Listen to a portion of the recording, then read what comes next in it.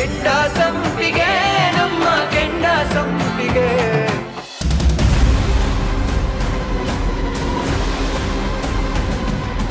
ಸುಭಾಷ್,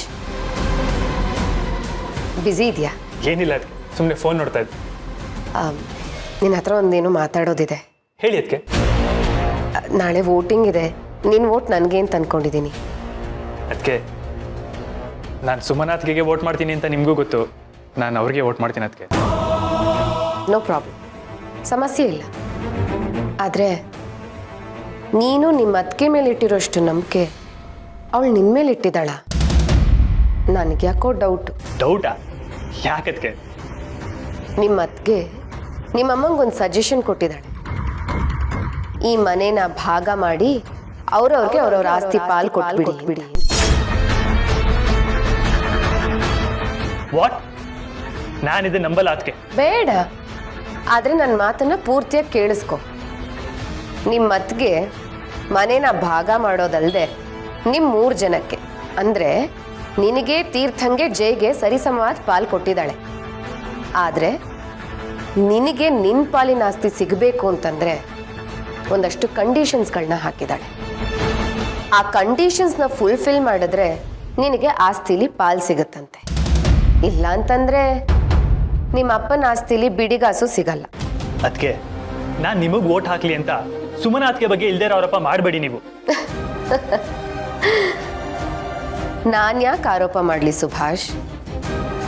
ನಿನಗೆ ನನ್ನ ಮಾತಿನ ಮೇಲೆ ನಂಬಿಕೆ ಇಲ್ಲ ಅಲ್ವಾ? ಸರಿ, ಒಂದು ಕೆಲಸ ಮಾಡು. ಸೀದಾ ಮಾವನ ರೂಮಿಗೆ ಹೋಗಿ ಅಲ್ಲಿ ಆರೆಂಜ್ ಬ್ಲ್ಯಾಕ್ ಫೈಲ್ ಇದೆ, ಅದನ್ನು ತೆಗೆದು ನೋಡು. ನಿಮ್ಮ ಅತ್ತಿಗೆ ಅವಳ ತಂಗಿ ಸಹಾಯ ತಗೊಂಡು ಆಸ್ತಿನ ಡಿವೈಡ್ ಮಾಡಿದಾಳೆ. ಅದ್ರ ಪ್ರಕಾರನೇ ಹೋದರೆ ನೀನು ನಮಗಳ ಹತ್ರ ಪೈಸೆಗೂ ಕೈ ಒಡ್ಡಬೇಕಾಗತ್ತೆ, ಬೇಡಬೇಕಾಗತ್ತೆ. ಇದರ ಅರ್ಥ ಏನು ಗೊತ್ತಾ ಸುಭಾಷ್? ಇವತ್ತಿಗೂ ಅವಳು ನಿನ್ನನ್ನು ನಂಬಿಲ್ಲ. ನೀನು ಕುಡ್ದು ಆಸ್ತಿನ ಹಾಳು ಮಾಡ್ತೀಯ ಅಂತಾನೆ ಅವಳು ಅನ್ಕೊಂಡಿದ್ದಾಳೆ. ಆದರೆ ನಾನು ನಿನ್ನನ್ನು ನಂಬ್ತೀನಿ ಸುಭಾಷ್. ನಿನಗೆ ಯಾವುದೇ ಜವಾಬ್ದಾರಿನ ಕೊಟ್ಟು ನಿಭಾಯಿಸಬಹುದು ಅನ್ನೋ ನಂಬಿಕೆ ನನಗಿದೆ. ಇದು ವೋಟ್ಗೋಸ್ಕರ ಅಲ್ಲ, ನನ್ನ ನಂಬಿಕೆನ ಹೇಳ್ತಾ ಇದ್ದೀನಿ. ನೀನು ಯಾರಿಗೆ ವೋಟ್ ಮಾಡ್ತೀಯಾ ಅದು ನಿನಗೆ ಬಿಟ್ಟು. ಆತ್ಮಾನಿ ಪ್ರೋಕ್ಷಾಣ. ನಮ್ಮ ಆತ್ಮಕ್ಕೆ ನಾವೇ ಯಾಕೆ ಪೂಜೆ ಮಾಡ್ಕೋಬೇಕು? ಕೃಷ್ಣ ಭಗವದ್ಗೀತೆಯಲ್ಲಿ ಹೇಳ್ತಾನೆ, ಆತ್ಮನು ಸನಾತನು, ಸಾವಿಲ್ಲದವನು, ನೋವಿಲ್ಲದವನು, ಮಳೆಯಲ್ಲಿ ನೆನೆಯದವನು, ಬಿಸಿಲಲ್ಲಿ ಒಣಗದವನು.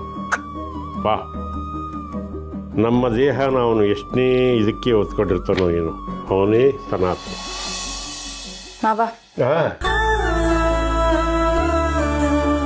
ಯಾಕಮ್ಮ ಅಕ್ಕ ಓದಿಸ್ಕೊಂಡಿದ್ಯಾ? ಏನು ಸಮಾಚಾರ? ಇನ್ನೇನ್ ಮಾವ, ಮನೇಲೆ ಚುನಾವಣೆ ಅಂತೆಲ್ಲ ಬೇಕಿತ್ತಾ? ಹೀಗೆಲ್ಲ ಮಾಡಿದ್ರೆ ಒಬ್ರು ಮೇಲು ಒಬ್ರು ಕೀಳು ಅಂತ ಆಗಲ್ವ ಮಾವ? ಒಬ್ರು ಗೆದ್ರು ಇನ್ನೊಬ್ರು ಸೋತ್ರು ಅಂತ ಹೇಳ್ದಂಗಾಗಲ್ವ ಮಾವ? ಕದಾ, ಸ್ಪರ್ಧೆ ಅನ್ನೋದು ಬರೀ ಕುಟುಂಬದಲ್ಲಿ ಮಾತ್ರ ಅಲ್ಲ ಕಣಮ್ಮ, ಜೀವಮಾನ ಪೂರ್ತಿ ಇರುತ್ತೆ. ಹೌದು, ಜೀವಮಾನನೇ ಒಂದು ದೊಡ್ಡ ಸ್ಪರ್ಧೆ. ಒಂದು ಹಬ್ಬ ಮಾಡಬೇಕಾದ್ರೂ ಸ್ಪರ್ಧೆ, ಒಂದು ಬಟ್ಟೆ ಹಾಕೋಬೇಕಾದ್ರೂ ಸ್ಪರ್ಧೆ, ಒಂದು ಮನೆಗೆ ನೆಂಟರು ಬಂದಾಗ ಸ್ಪರ್ಧೆ, ಬದುಕೋಕೆ ಸ್ಪರ್ಧೆ, ಬಾಳೋದಕ್ಕೆ ಸ್ಪರ್ಧೆ, ಖುಷಿ ಪಡೋದಕ್ಕೂ ಸ್ಪರ್ಧೆ, ಖುಷಿ ಹಂಚ್ಕೊಳ್ಳೋದಕ್ಕೂ ಸ್ಪರ್ಧೆ, ಜೀವನ ನಡೆಸೋಕ್ಕೂ ಸ್ಪರ್ಧೆ, ಮೇಲೆ ಬರೋಕ್ ಸ್ಪರ್ಧೆ, ಯಶಸ್ಸು ಗಳಿಸ್ಬೇಕು ಅಂತಲೂ ಸ್ಪರ್ಧೆ. ಸ್ಪರ್ಧೆ ಎಲ್ಲಿಲ್ಲ ಹೇಳು? ಆದರೆ ಯಾವತ್ತು ಮನುಷ್ಯನಾದವನು, ಜ್ಞಾನಿ ಆದವನು ಧನಾತ್ಮಕವಾಗಿ ಯೋಚನೆ ಮಾಡಬೇಕು. ಸೋತೆ ಅಂತ ಕುಗ್ಗಬಾರ್ದು, ಗೆದ್ದೆ ಅಂತ ನಾನು ಗೆದ್ದೆ ಅಂತ ಬೀಗಬಾರ್ದು ಕಂದ. ಇದೇ ಜೀವನದ ರಹಸ್ಯ. 10 ಜನ ಒಟ್ಟಿಗೆ ಸೇರಿ ಬಾಳೋ ಮನೆ, ಎಲ್ಲರ ಅಭಿಪ್ರಾಯನ ಕ್ರೋಢೀಕರಿಸ್ಕೊಂಡು ಅದಕ್ಕೆ ಬದ್ಧವಾಗಿ ನಡಿಬೇಕಲ್ವೇನಮ್ಮ? ಗೆದ್ದವ್ರ ಮಾತಿಗೆ ಬೆಲೆ ಕೊಡಬೇಕು ನಾವು ಅನ್ನೋದು ಗಟ್ಟಿ ಆಗೋದು ಅವಾಗಲೇ. ನಮ್ಮನ್ನೆಲ್ಲ ಕೇಳಿ ತೀರ್ಮಾನ ತಗೊಂಡಿದ್ದಾರೆ ಅಂತ ಯೋಚನೆ ಮಾಡು. ನನ್ನ ವಿಷಯದಲ್ಲಿ ಸುಮ ಅತ್ಯುತ್ತಮವಾದ ಸೊಸೆ ಅಂತ ಅನ್ನಿಸ್ಕೋತಾಳೆ ಅಂತ ಇಟ್ಕೋ. ಆದರೆ ನಾಳೆ ಈ ಸುಮನ ಮಾತು ಎಲ್ಲರೂ ಕೇಳಬೇಕಲ್ಲಮ್ಮ. ಉದಾಹರಣೆಗೆ ನಿಮ್ಮಕ್ಕ ಸಾಧನ ಆಗಿರ್ಬೋದು, ಜಯರಾಮ್ ಆಗಿರ್ಬೋದು, ಸುಭಾಷ್ ಆಗಿರ್ಬೋದು, ಜಾನ್ವಿ ಆಗಿರ್ಬೋದು. ಅಷ್ಟೇ ಯಾಕೆ, ನಿನ್ನ ಗಂಡ ಇದನ್ನಲ್ಲ MLA, ಅವನು. ಎಲ್ಲರೂ ಸರಿಸಮಾನವಾಗಿ ಬ್ಯಾಲೆನ್ಸ್ ಮಾಡಿ ತಗೊಂಡೋಗ್ಬೇಕು ಅಂದರೆ ನೀನು ಗೆಲ್ಲಬೇಕು. ಆಗ ಸಮಸ್ಯೆನೇ ಬರಲ್ಲ. ಸ್ವಲ್ಪ ಯೋಚನೆ ಮಾಡು. ಮನೆ ಬಿಟ್ಟು ಹೋಗ್ತಾರೆ ಅನ್ನೋ ಟೆನ್ಷನ್ನೇ ಇರಲ್ಲ. ಸರಿ ಮಾವ, ನೀವು ಹೇಳೋದು ನಿಜ ಅಂತ ಒಪ್ಕೊಳ್ಳೋಣ. ಆದರೆ ನಂಗೆ ಈ ಎಲೆಕ್ಷನ್ ಎಲ್ಲ ಇಷ್ಟ ಇಲ್ವಲ್ಲ. ಅಕ್ಕನೇ ಗೆದ್ಬಿಟ್ರು ಅಂತ ಹೇಳ್ಬಿಡಿ. ಇದಕ್ಕಾಗಲೇ ನಿಮ್ಮ ಅತ್ತೆನೇ ಉತ್ತರ ಕೊಟ್ಲಲ್ಲಮ್ಮ. ಪದೇ ಪದೇ ನಾನು ಯಾಕೆ ಉತ್ತರ ಕೊಡಬೇಕು? ಹಾಗಿದ್ರೆ ಇದಕ್ಕೆ ಬೇರೆ ದಾರಿ ಇಲ್ವಾ ಮಾವ? ದಾರಿ ಇದೆಯಮ್ಮ, ಸುಲಭವಾದ ದಾರಿ ಇದೆ. ನಾಳೆ ಚುನಾವಣೆ ಮಾಡೇ ಮಾಡ್ತೀವಿ. ನಾವೆಲ್ಲ ಓಟ್ ಹಾಕ್ತೀವಿ. ಗೆದ್ದವ್ರಿಗೆ ವಿಜಯಶಾಲಿ ಅಂತ ಘೋಷಣೆ ಮಾಡ್ತೀವಿ, ಅಷ್ಟೇ. ಸರಿ ಮಾವ, ಹಾಗಾದ್ರೆ ನಾನು ಓಟನ್ನು ನನ್ನ ಸಾಧನಕ್ಕಂಗೆ ಹಾಕ್ತೀನಿ. ನೀನು ಎಷ್ಟೊಂದು ಬುದ್ಧಿವಂತೆ ಕಂದ. ಇದೊಂದು ವಿಷಯದಲ್ಲಿ ಮಾತ್ರ ಯಾಕೆ ದಡ್ಡತನ ತೋರಿಸ್ತಾ ಇದೆಯಾ ಅಂತ ನನಗೆ ಅರ್ಥ ಆಗ್ತಾ ಇಲ್ಲ. ನೋಡೋಣ, ಕಾಲನೇ ಉತ್ತರ ಕೊಡುತ್ತೆ. ನಿನಗಿಂತನೂ ನಿಮ್ಮ ಮಾವ ಜಾಸ್ತಿ ಯೋಚನೆ ಮಾಡ್ತಾನೆ. ನಿಮ್ಮ ಅತ್ತಿಗೆ ನಿಮ್ಮಮ್ಮಂಗೆ ಒಂದು ಸಜೆಷನ್ ಕೊಟ್ಟಿದ್ದೆ. ಈ ಮನೇನ ಭಾಗ ಮಾಡಿ ಅವ್ರವ್ರಿಗೆ ಅವ್ರವ್ರ ಆಸ್ತಿ ಪಾಲ್ ಕೊಟ್ಬಿಡಿ. ಸೀದಾ ಮಾವನ ರೂಮಿಗೆ ಹೋಗಿ ಅಲ್ಲಿ ಆರೆಂಜ್ ಬ್ಲಾಕ್ ಫೈಲ್ ಅದನ್ನ ತೆಗೆದು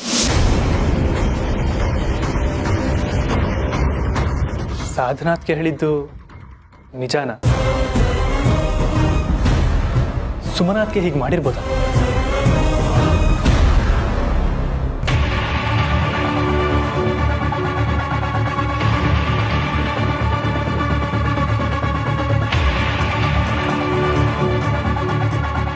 ಈ ಟೈಮಲ್ಲಪ್ಪ ಟೆರೆಸ್ ಮೇಲೆ ವಾಕ್ ಮಾಡ್ತಿರ್ತಾರೆ. ಅಮ್ಮನೂ ಅವ್ರ ಜೊತೆಗೆ ಇರ್ತಾರೆ. ಅದಕ್ಕೆ ಹೇಳಿದಾಗೆ ಒಂದ್ಸತಿ ಫೈಲ್ ನೋಡೇ ಬಿಡೋಣ.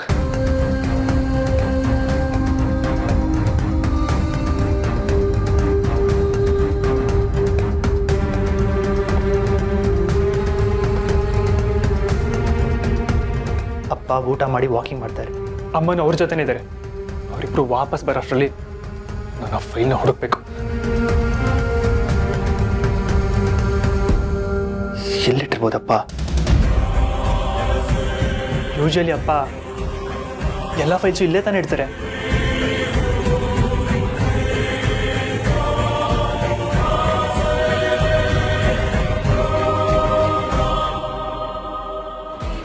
ನಿಮ್ಮ ಅತ್ತಿಗೆ ನಿಮ್ಮಮ್ಮಂಗೆ ಒಂದು ಸಜೆಷನ್ ಕೊಟ್ಟಿದ್ದೆ. ಈ ಮನೇನ ಭಾಗ ಮಾಡಿ ಅವ್ರವ್ರಿಗೆ ಅವ್ರವ್ರ ಆಸ್ತಿ ಪಾಲ್ ಕೊಟ್ಬಿಡಿ.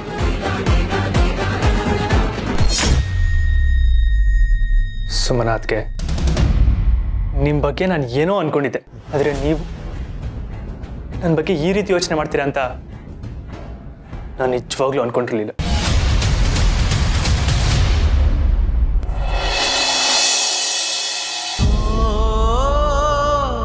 ದೇವ್ರೆ, ಇವತ್ತು ಏನಾದರೂ ಆಗಲಿ, ಆದರೆ ನಾನು ಮಾತ್ರ ಗೆಲ್ಬಾರ್ದು. ಬಂಗಾರದ ಡಾಬು ನನಗೆ ಸಿಗಬಾರ್ದು ದೇವ್ರೆ. ದಯವಿಟ್ಟು ಇವತ್ತು ನಾನು ಮಾತ್ರ ಗೆಲ್ಲೋದು ಬೇಡ.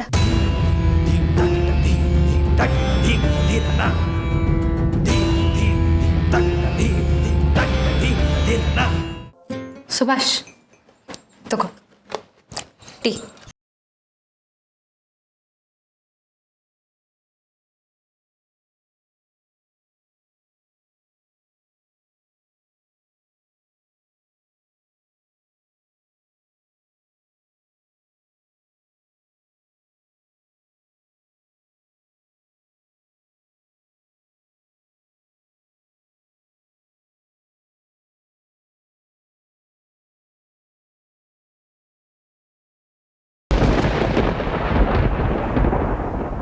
ಸುಭಾಷ್, ನೋಡು, ಮನ್ಸಲ್ಲಿ ಏನಾದರೂ ಇದ್ರೆ ನನ್ನ ಹತ್ರ ಹೇಳ್ಕೊಬಿಡು, ಅಥವಾ ನಾನು ಏನಾದರೂ ತಪ್ಪು ಮಾಡಿ. ಹಾಗೆಲ್ಲ ಏನಿಲ್ಲ ಅಂತ ಹೇಳ್ತಾ ಇದ್ದೀನಲ್ವಾ, ಮತ್ತೆ ಯಾಕೆ ಪದೇ ಪದೇ ಅದನ್ನೇ ಕೇಳ್ತಾ ಇದ್ದೀರಾ?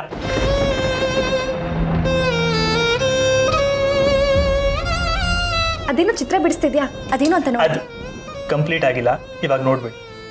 ಪರವಾಗಿಲ್ಲ ಸುಭಾಷ್, ಕಂಪ್ಲೀಟ್ ಆಗಿಲ್ಲ ಅಂತ ಹೇಳ್ದೆ ತಾನೆ. ಸುಭಾಷ್ ಸರಿ, ತಗೋ ಟೀ ಕುಡಿ.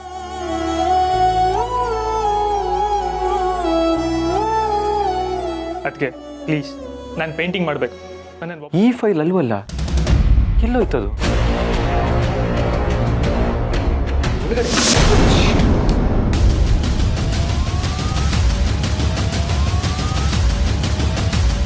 ಸಾಹೇಬ್ರೆ ನೋಡ್ಲಿಲ್ಲ.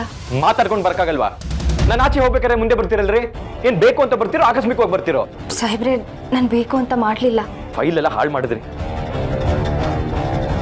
ಒಂದ್ ನಿಮಿಷ ಇರಿ, ಬೇರೆ ಶರ್ಟ್ ತಂದು ಕೊಡ್ತೀನಿ. ಏನು ಬೇಡ, ನಾನೇ ತಗೋತೀನಿ.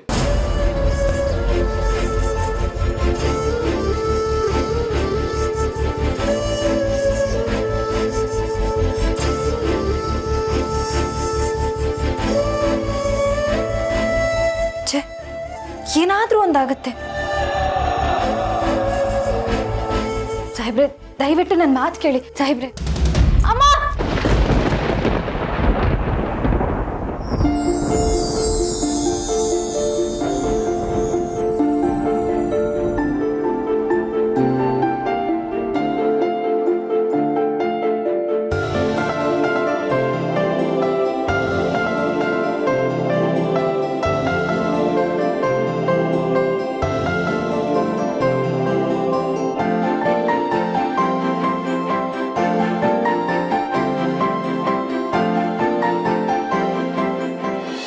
ಈ ಮನೆಗೆ ಎಲ್ಲ ಸಂಬಂಧಗಳನ್ನ ಒಗ್ಗೂಡಿಸಿ ನ್ಯಾಯ ಮಾಡೋಂಥ ಒಬ್ಳು ಸೊಸೆ ಬೇಕು.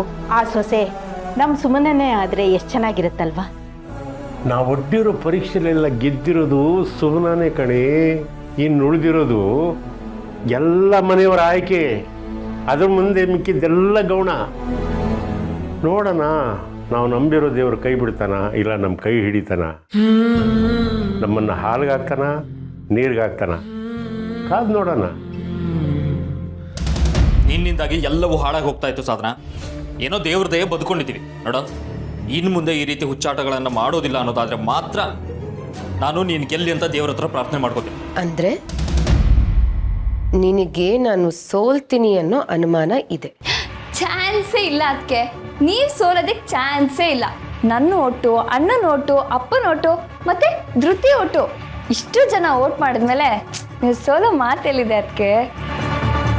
ಅಷ್ಟೇ ಅಲ್ಲ, ತೀರ್ಥ ನನಗೆ, ಸುಭಾಷ್ ನನಗೆ.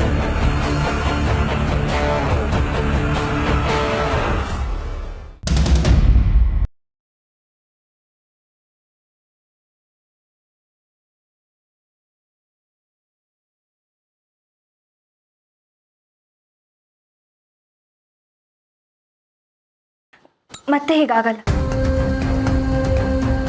ಅಮ್ಮಂಗೆ ಆಸ್ತಿ ಭಾಗ ಮಾಡಿ ಅಂತ ಹೇಳೋಷ್ಟು ಮುಂದುವರೆದಿದ್ದೀರಾ ಅಂದರೆ ನಂಗೆ ನಿಜವಾಗ್ಲೂ ನಂಬಕ್ಕಾಗ್ತಾ ಇಲ್ಲ. ನನಗೆ ಕೆಲವೊಂದ್ಸಲ ಏನನ್ಸುತ್ತೆ ಗೊತ್ತಾ, ನೀವು ನಿಜವಾಗ್ಲೂ ನನ್ನ ಜೊತೆ ಇರೋದು ಮನೆ ಆಸ್ತಿಗೇನೋ ಅಂತ ಅನ್ಸುತ್ತೆ. ಸಾಹೇಬ್ರೆ, ಅದಕ್ಕೋಸ್ಕರ ನಾನು ಕುಡ್ದಾಗ ಮಿಸ್ಯೂಸ್ ಮಾಡ್ಕೊಂಡು ಅಂತ ನನಗೆ ಕೆಟ್ಟ ಆಲೋಚನೆಗಳು ಬರುತ್ತೆ. ಸಾಹೇಬ್ರೆ, ನಮ್ಮ ಮನೆಯಲ್ಲಿ ಹೆಚ್ಚಿನವರು ಸುಮ್ಮನ ಹಣಕ್ಕೋಸ್ಕರ ನಿನ್ನ ಜೊತೆ ಇರೋದು ಅಂತ ಹೇಳ್ತಾ ಇದ್ರು. ಅರೆ ನಾನು ಅವ್ರಿಗೆ ಒತ್ತಿ ಹೇಳ್ತಾ ಇದ್ದೆ, ಅವ್ರು ಅಂಥವ್ರಲ್ಲ, ಯಾವತ್ತೂ ಹಣಕ್ಕೋಸ್ಕರ ಆಸೆ ಪಟ್ಟವರಲ್ಲ ಅಂತ ಹೇಳ್ತಾರೆ. ಆದರೆ ಇವಾಗೇನಾಯ್ತು, ಕೊನೆಗೆ ಬೇಕಾಗಿತ್ತು ಅಂತ ಪ್ರೂವ್ ಮಾಡಿ ನಿಮ್ಮಂಥವ್ರಿಗೆ ಇನ್ನೂ ಹೆಚ್ಚು ಹೇಳಿ ಪ್ರಯೋಜನ ಇಲ್ಲ.